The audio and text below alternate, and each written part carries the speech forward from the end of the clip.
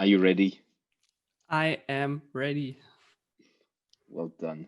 Um, Great. So it's great to have you today, Christina. I'm very excited. It's been a long time. We met face to face. We had a lot of meetings, virtual meetings, and we met face to face in the old world when COVID didn't wasn't it was only a Chinese story. It was in Munich. It was really great. I remember it was a Peruvian restaurant, and we had been working with Sermondo, so it's great to meet. For now, it's only virtually, but we'll meet soon again, hopefully in 2021, face to face. So this webinar starts with the fun facts. I don't know what will be your fun fact, but I'm excited to hear it. Okay, I'm not really good with the fun fact, so I just thought I'm gonna say that I actually never wanted to start my own business or work for my own company. I always thought that like a 9 to 5 job is sort of nice. So I sort of stumbled into this whole Sermondo thing. It was not really my plan. So I would say that's one fun fact about me, that I'm somewhere I never thought I'd be. Yeah, but in some cases, people who didn't want to have something are better than people who wanted it too much because then they are more genuine. So cool. That's not very funny. I'll agree to that, but we'll work on the funny part afterwards. Maybe you can share with us a bit of about Sermondo. Who is Sermondo, and what do you achieve, or what do you offer to sellers on Amazon or brands? So Sermondo is a global platform where we list Amazon service providers. So Amazon sellers of all sizes from any country selling in any Amazon marketplace can come to our platform to find service providers to work with. Yeah, there are two ways how they can do that. They can either scroll through the listing themselves or use our matching service that we launched this year, in the beginning of this year. So sellers can simply tell us what they are looking for, what they look for in a service provider, and yeah, then I will connect them with the best ones from our network. Great. And what do you think is the biggest benefit for brands or for people wanting to sell on Amazon that you're providing? You mean in general when working with service provider or using Sermondo? Sermondo, specifically Sermondo, what's the biggest benefit? I would say that we're Amazon specialized is the main benefit, and also that our service is so personal. So it's not like we're some random affiliate site where we just list 10 random agencies who will pay us a commission when you click on the link, but we really try to understand the needs and the problems of each seller, and then according to that, pick a good match for them. And from what we have seen, there's no other platform who's working like that. Not to my knowledge. Also, it's strange that in the States there's no similar offering. Is there none at all in the US, or You mean like a Sermondo like in the US, because it's a broad, like Amazon is much more mature in the US, so I'm surprised there's not such a service in the US. Yeah, we were surprised too. And actually, most of our users come from the US, and also the major Okay. part from the service providers are located in the US, even though we are located in Germany. But we think it's a great mix because we have the knowledge from the European marketplaces, we're locals here. But because we work so much with US service providers and US sellers, we also get a lot of insights there that you wouldn't get any other way. Okay. And I'm interested, like as an agency, obviously we're part of this Sermondo filings, is how do you select a different agency for different tasks? It's like, or would you address different agencies you feel are in scope with the demand, or how do you go with that? Because I know you love us especially dearly, so obviously you're pushing us all the time, and you say we're the best, but that's okay. But in general, It's okay. Nobody's listening.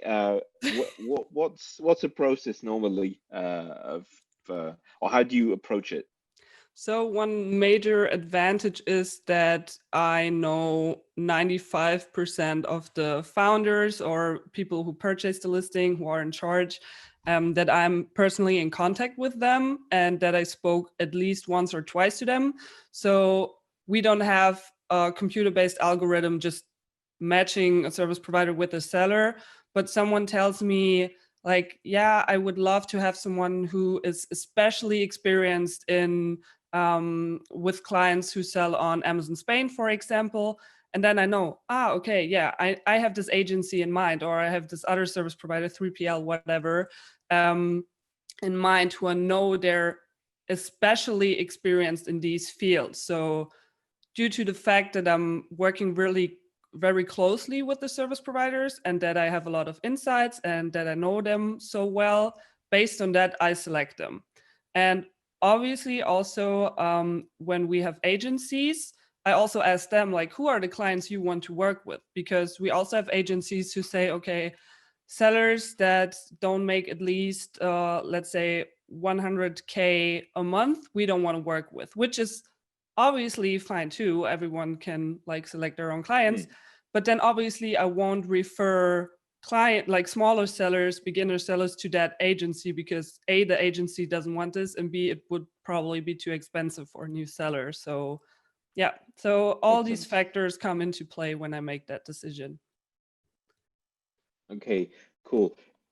When like if we go out of the agency stuff and we go more on the seller side or on the brand Mhm. sides or the people contacting you, which services you think make most sense to outsource, or where do you think you've got the usual ones probably about advertising, about different stuff. So two questions is in one is one, which are the most important ones you think, or you see the ones you would really recommend to outsource, and the second one is, are there any ones which people don't think about, where you're saying actually a lot of people don't think about outsourcing that, but it makes a lot of sense?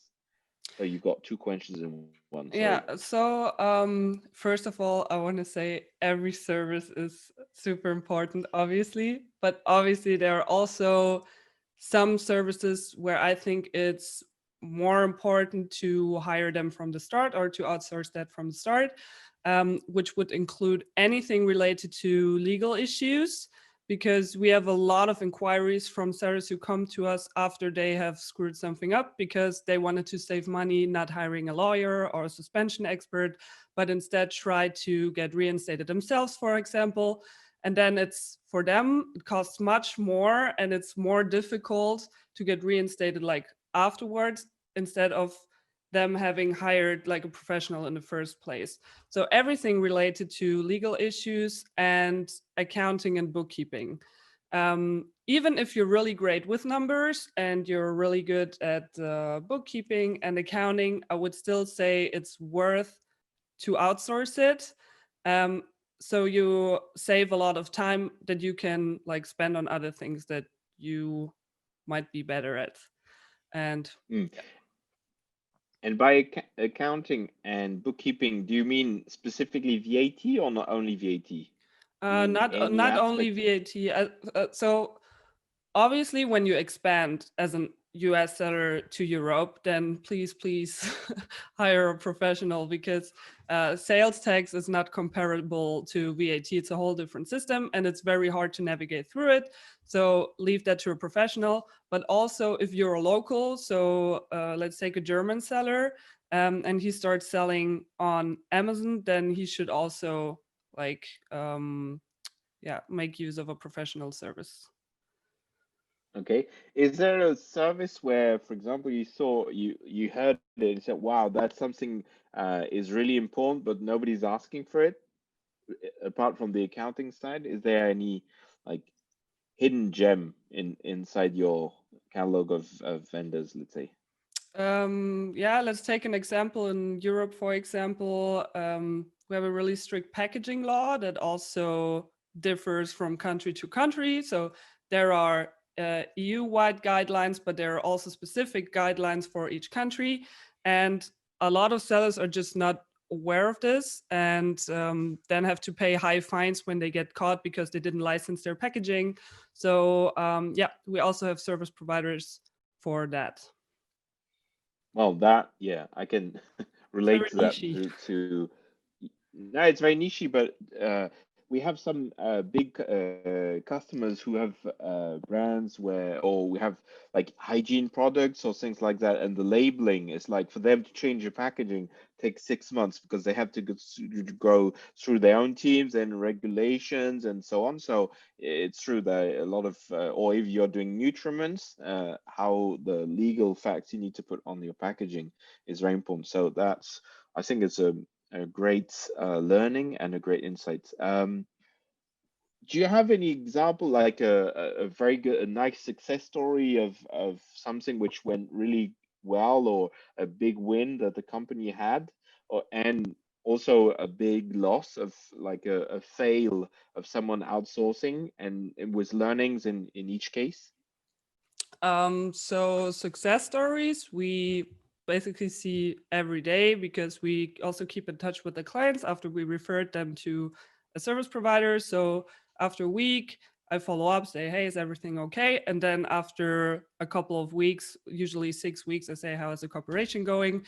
So everything from bringing down ACEs, improving profit margins. So I don't know. I don't have a specific one that is really, I don't know, special, but Hmm. I have a huge, huge fail story for you, which is actually the founding story of Ah, that's Sermondo. the ones we like.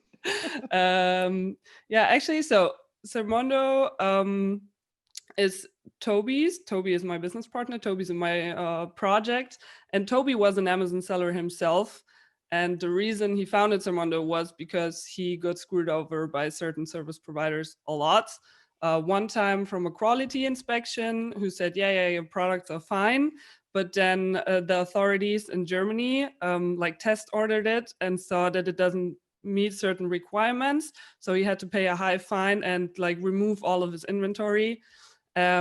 Or he hired a 3PL that said like, yeah, we are able to deliver within 2 days, and then it took them several weeks. He went out of stock, seller rating went down, like, you know, the whole tale that's attached to making such a mistake. And he got his recommendations in Facebook groups, which is something not to do if you're looking for a service provider. Don't ask in Facebook groups because a lot of companies just recommend themselves or their employer, or Mm. maybe it's a company of a friend, but not necessarily the best one. Yeah. And then he thought, okay, why is there not a place where I can go to find vetted, good Amazon experience service providers? And that's when he came up with the idea of Sermondo. Yeah. Okay, so you would say the learning is don't like to avoid fails is don't make sure you ask in something which is vetted or validated, so not a Facebook group, like not an open group maybe. Uh, it's like get a recommendation maybe from someone you trust. So be it Sermondo or someone who's used it. So basically that would be the learnings maybe to avoid such issues. And like I assume that everybody on Sermondo has been vetted by yourselves, or you've seen them in action. Yeah. So okay. And Um, also, one thing I want mhm, to add, like, even if you ask your best friend for a recommendation and let's say they recommend an agency to you, that doesn't necessarily mean that they are the right agency for you. If they sell in a whole other product category and the agency doesn't have any experience with that, then your best friend might have the best experience of his life, giving 5 stars.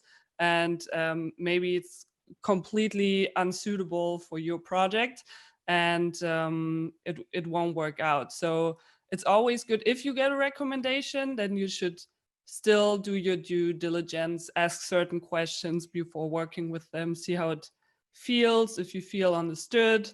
Yeah, that's like my most important tip for hiring service providers is don't rush into it. Only if you're like suspended and losing money every day, then just reach out to us and say, hey, I'm suspended, and then we'll put you in touch immediately. But for everything else, take your time. Like, you don't have to hire an agency within 24 hours, you know? hmm. And um, about how would you compare yourselves with Fiverr, for example, and what would be your advice looking at Fiverr or any other, like Fiverr comes to my mind, but you've got other websites with freelancers. What would is that similar? Because there's a good way of rating Fiverr guys or like freelancers. Their system is quite robust. How do you feel, between going to an agency, which is probably more expensive, and a Fiverr guy with a lot of five-star ratings, for example? So as I said before, what makes the service providers on our website different is that they're all Amazon specialized, and usually because we have such a close, well-connected network, um, we only put the like approach the best of the best, and also not everyone can be part of Sermondo. So when someone signs up, and it has been rumored that this person is a scammer, and I'll look into this and I will take the listing down, for example, which doesn't Okay. really happen on Fiverr. um, I personally think that Fiverr and Upwork are great places to get some jobs. For example, if you want to have a transparent background for your photo, like smaller things. But when it comes to building long term strategies, getting high quality photos, and so on, I think you really need someone who takes the time to understand you and your product, and um, yeah, really cares about the project, and not just gets paid like for a one time job, a flat fee, and then they rush into this and say, yeah, here's your result by. Mm, okay, makes sense. Um, One question about you were talking about account suspension. So account suspension is the most stressful thing you can have as a seller. That the kind of thing where you start to sweat because the outcome is is never very clear, or you can't bet into how long it will take you to get unsuspended.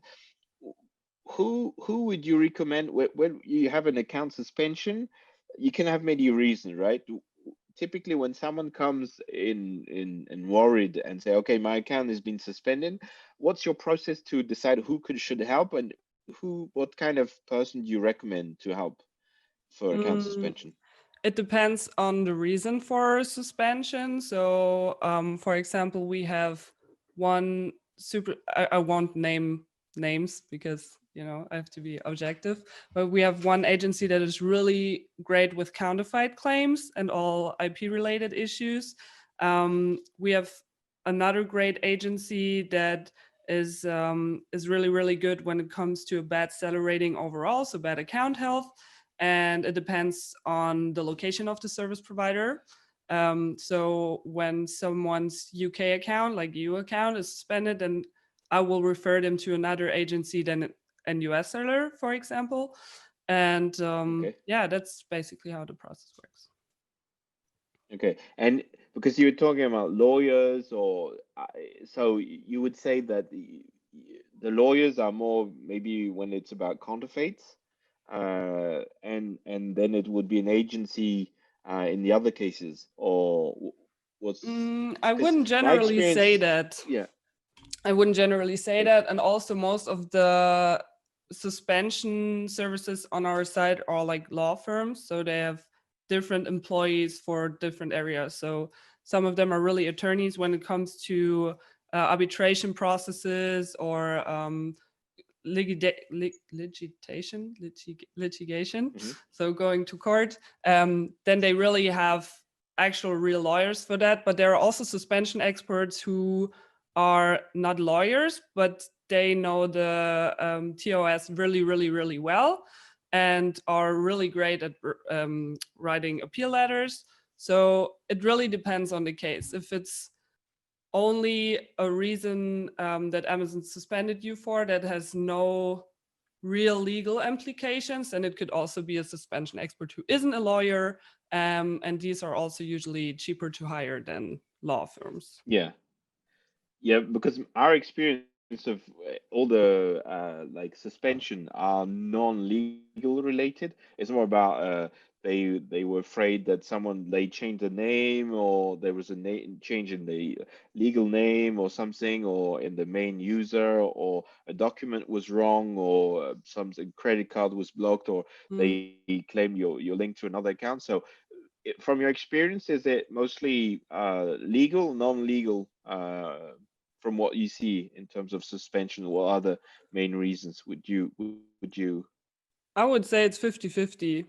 So, yeah, a lot of hijackers. So, a lot of people um, who have problems with hijackers in general. So, people who jump on the listings and then sell counterfeit items.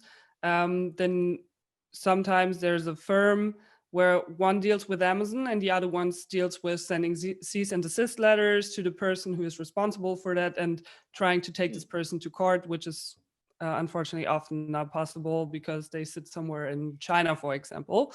Yeah. Um, but yeah, I would say it's 50-50. Sometimes it's just a lot of times it's because they changed their credit card details and then Amazon suspended them, like just to be sure that no one has taken use of the Yeah. account.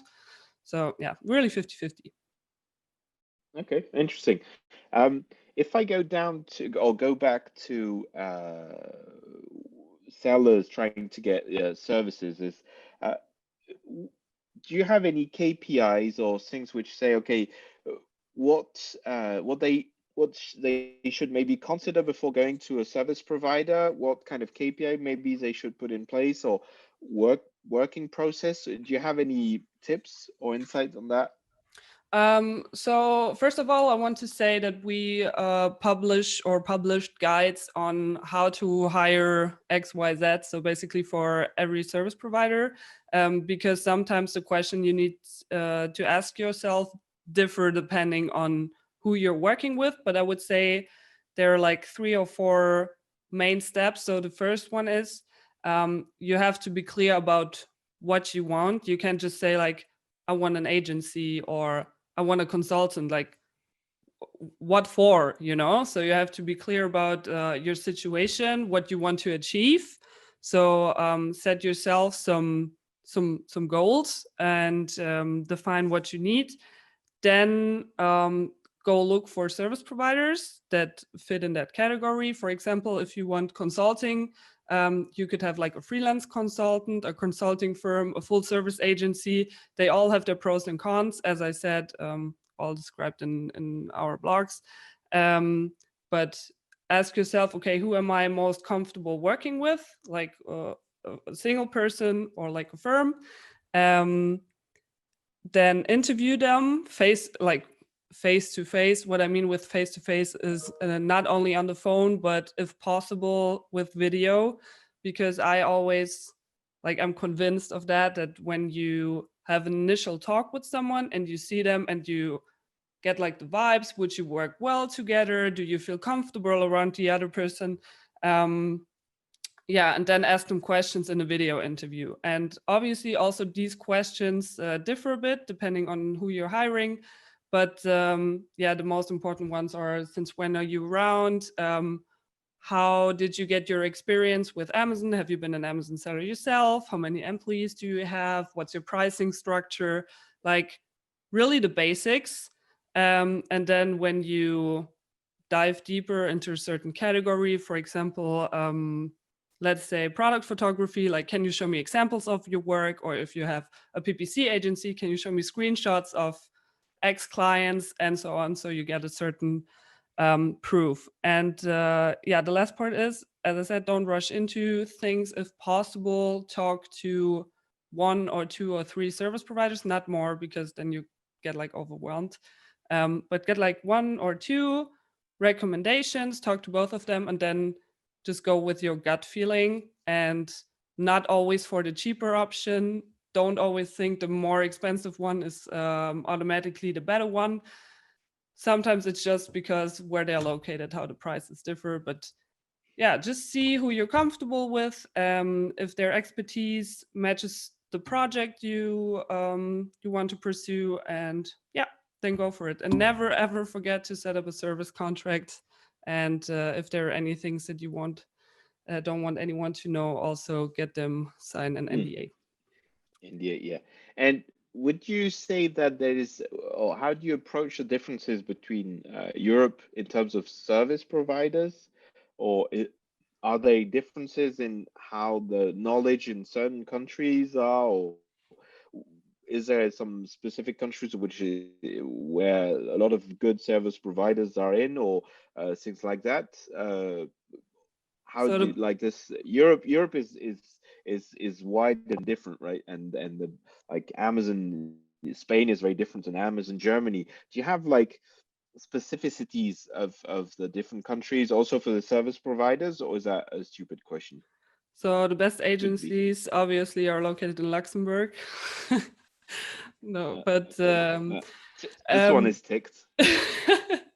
I would say in every country where an Amazon marketplace is available, which now should be 7 with Sweden, right? Yeah.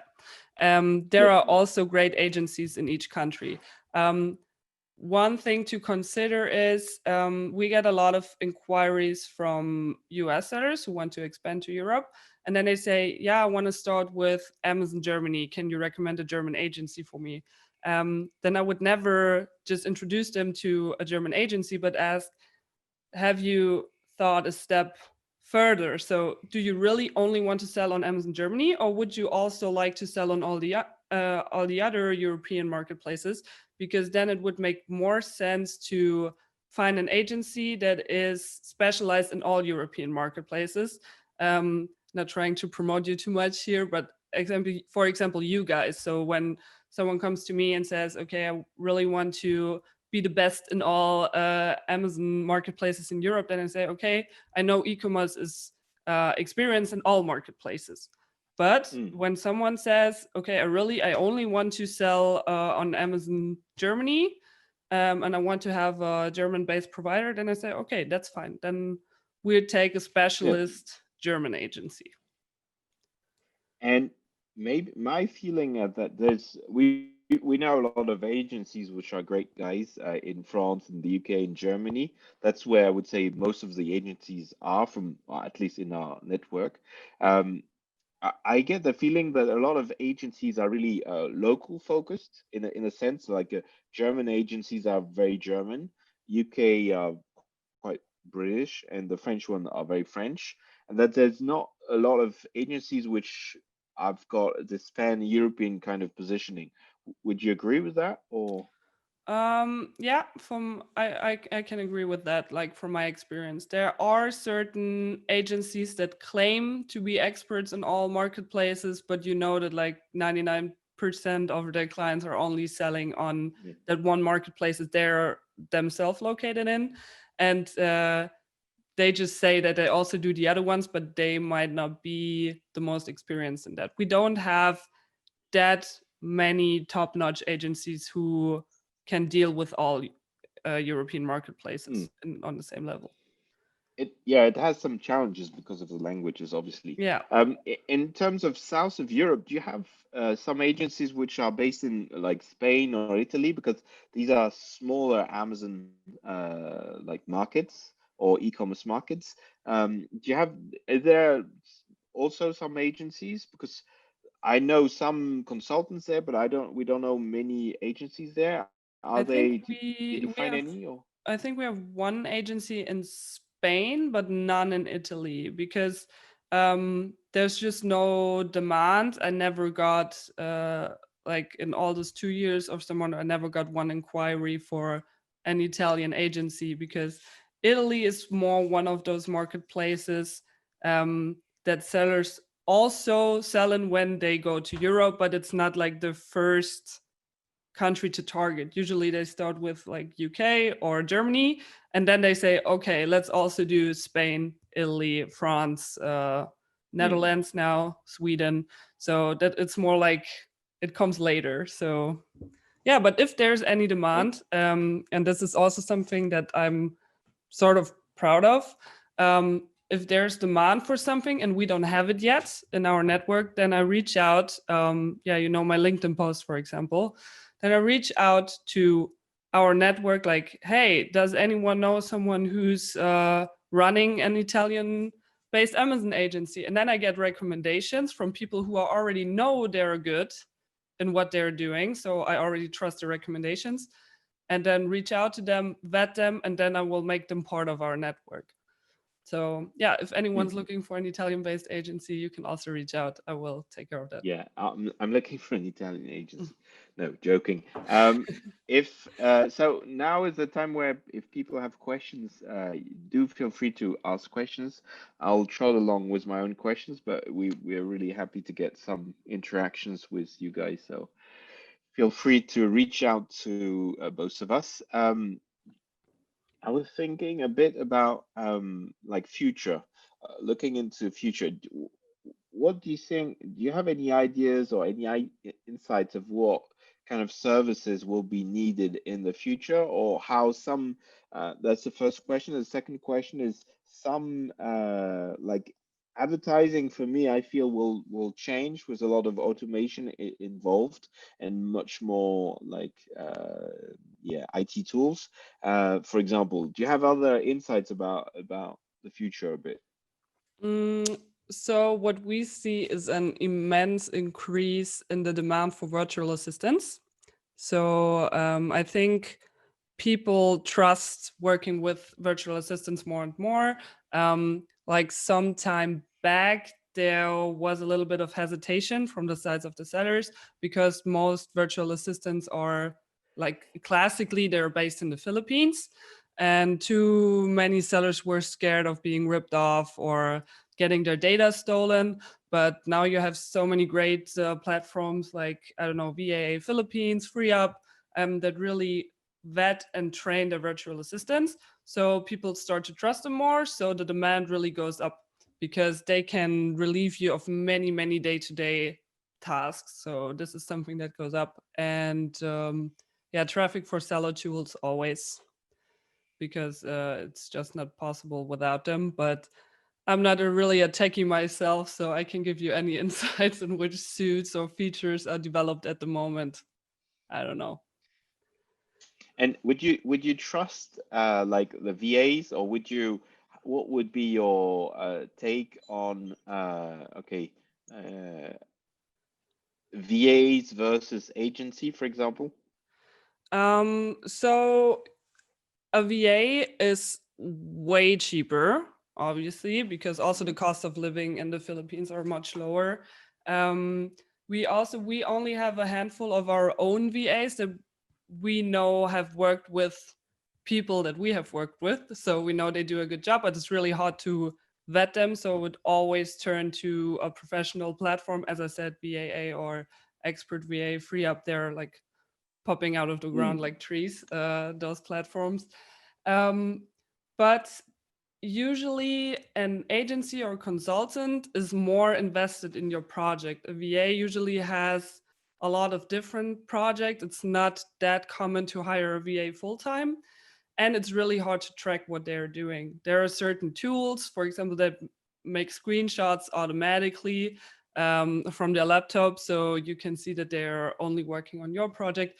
But I don't know, maybe they have a second laptop, or you can never really track what they're doing. So in And that sense, yeah, you might feel more comfortable working with an agencies. And VAs are usually only suitable. I don't want to say only, but in many cases are suitable for like lower skill tasks, so day to day tasks, not operational, yeah. something. Yeah. And what kind of costs, like average, of a VA today, like a monthly cost, generally, where do they lay? It's really hard to say. So there are so many different payment structures. So you either say, okay, you have a flat fee, or you pay them by the hour. And from the hour, it ranges everything from $2 up to $100 an hour, $100 for a top trained, well experienced VA, but really depending on the scope of your project, how many hours they work on it. Mm. Um, but yeah, I don't know. I can't really give a number. Too many factors involved. That I was waiting for like some nice information. The last question before I jump into the question from the crowd is, my concern always when I hear about VAs is the scalability of it, because each VA is a challenge by itself, because you need to train him or her. You need to make sure he's delivering. He's so if you get one great from a VA agency, you don't know the second one will be good, or the third one. It's like, how do you approach this idea of scalability? Because for us, is our service is obviously we more clients we have, the more people we need to have, and having employees, you train them, you keep them. It's a different approach. With VAs, how do you see that with scalability? I know how one of our service providers does it. So it's also a VA platform. So they give you one, it's like your main VA that you teach and train, and they really deep dive into your project. And usually they work like 30 hours a week for you, or sometimes even more. And then if you need additional ones, your main VA will train the other VAs like beneath them. So this is something that you don't really have to do. And also your main VA can Yeah. track what the VAs below are doing. You can also like fix it in the payment structure. You can say, okay, if the let's say the normal VAs screw up, then your main VA will also get like punished by being paid less. So they also have an incentive to keep the VAs on the lower level like doing a good job. So this is one way to work around that. But yeah, it's really hard if you have a team and you don't have a VA team leader. Then it can happen that it's more work to track what the VAs are doing than just doing the Doing it tasks yourself. Yeah. yourself, which is something you should try to prevent. Okay. Good insight. So, first question I have here is: are end clients paying through Sermondo to service providers, or are service providers like invoicing directly to The customers? service providers are invoicing directly to the client. So first of all, using Sermondo is completely free of charge for all sellers looking for service providers.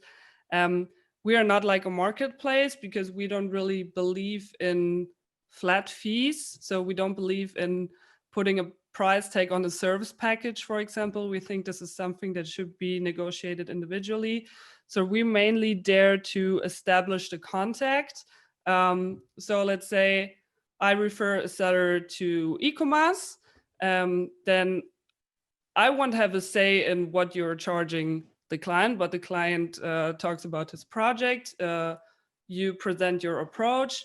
You two have the call, and depending on the scope of the project, what services have to be performed, and so on, you will make an offer. And if the seller doesn't like it, they can come to us again and say, hey, they're too Mm, expensive. But usually we're pretty good with matching the budget with the pricing of the service providers. okay. Another question we're getting is: do you have in mind any other European e-retailers that you'd recommend a brand to focus on once they've established a good presence on Amazon? Can you So, can I see like, the question anywhere? it's in the Q&A. I can't click on that somehow. Okay, can you Okay, you haven't been good. So the question basically, I can translate it into proper English, no, you can also in just French repeat it. English. It's fine. No, the question is basically other marketplaces. Like once someone is established on Amazon, would you recommend, like, which marketplace would you recommend to go to after once Amazon is on the control, let's say? That really depends on which country you're selling in. In the Netherlands, for example, it's bol.com is the biggest online marketplace there. In Germany, eBay is pretty big, and Real. In other countries, it's Rakuten. Rakuten, do I pronounce that correctly?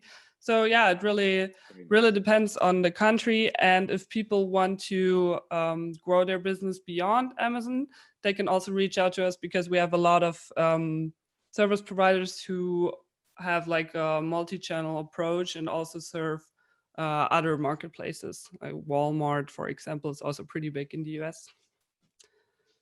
Yes, obviously. And Yeah, you don't have like from your experience people who are going to, if you were looking at the pan-European one, you don't have like a recommendation of which ones you would go first to, or which ones are the easiest to work with, or success stories of specifically going on other expanding onto other marketplaces, specifically in Europe. Like the US is quite, Walmart is an easy one. I know a lot of success stories from Amazon sellers also selling on eBay, but I mainly know those stories because I'm based in Germany myself, and eBay is pretty popular here. Um, I would have to guess if I'm talking about the other countries. I'd rather be honest and say I don't know. No, no, I it's would chat with an expert. we like honesty. And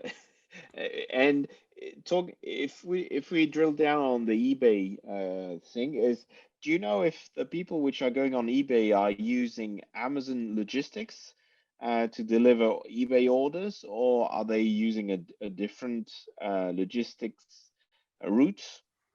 I'm I also know it's part a of very specific question, but yeah. I'm also part of some eBay seller groups, and I know that some are using the Amazon Logistics network, but a lot of them also fulfill themselves, like or let their 3PL Directly, yeah. fulfill their orders. Okay. And in your listings, do you have also 3PL which are Prime eligible in Europe? Yes. Okay. In all countries or only in specific countries? Because I know that's sometimes difficult to find. We have one in Germany, two in Germany, and in the UK we also have one or two, but I don't know.